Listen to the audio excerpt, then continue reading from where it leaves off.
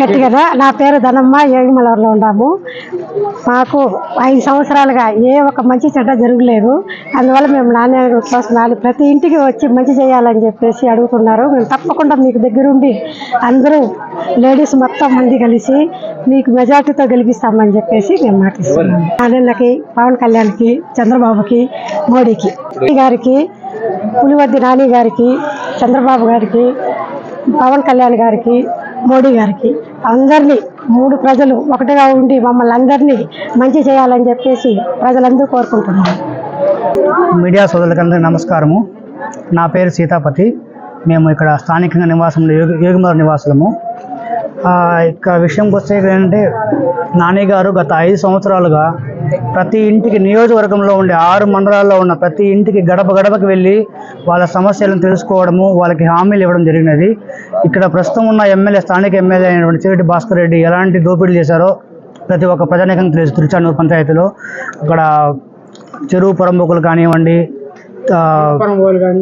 చాలా వరకు భూదందాలు, మెయిన్ ఇసుక దోపిడీ అండి ఎక్కువ. ఇక్కడ స్థానిక సర్పంచ్ అయినటువంటి రామచంద్రారెడ్డి కూడా వాళ్ళతో పాటు పాలు పంచుకొని ఇక్కడ జనాలకి చాలా అన్యాయం చేశారు.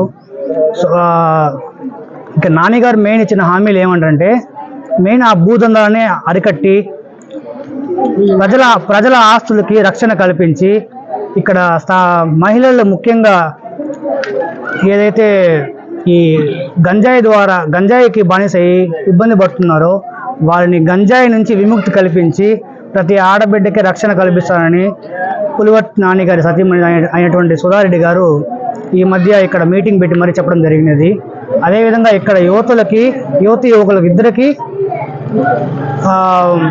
చంద్రగిరి మండలంలో కంపెనీలు ఏర్పాటు చేసి యువకులకి ఉద్యోగ అవకాశాలు ఇస్తామని బలమైన హామీ ఇచ్చారు.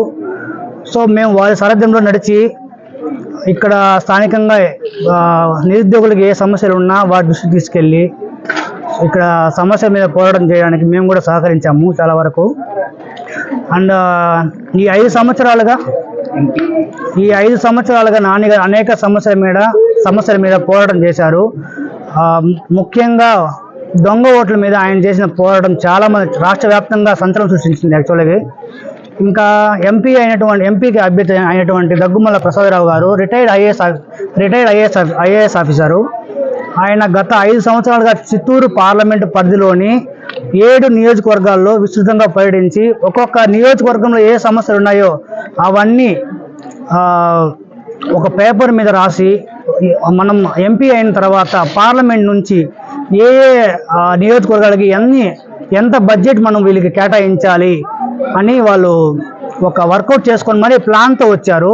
అదేవిధంగా పాంప్లెట్ ఇవ్వండి చూపిస్తాను. టెస్ట్లో ప్రతి నియోజకవర్గానికి ఏమేమి చేస్తారనేది క్లియర్గా వాళ్ళు వివరించడం జరిగినది. ముఖ్యంగా ఎంపీ గారు దగ్గుమల్ల ప్రసాదరావు గారు ఇక్కడ చిత్తూరుని ఆటోమొబైల్ పార్క్ ఏర్పాటు చేస్తామని హామీ ఇవ్వడం జరిగింది. ఇంకా నగిరి నియోజకవర్గం తీసుకుంటే అక్కడ మెయిన్ చేనేత కార్మికులు అధిక మొత్తంలో ఉన్నారు. వాళ్ళకి విద్యుత్ అయితేనేమి, తర్వాత టెక్స్టైల్స్ పార్క్ అయితేనేమి ఇలాంటివి ఏర్పాటు చేస్తామని బలమైన హామీ ఇచ్చి ఈసారి పోటీలో నిలబడారు.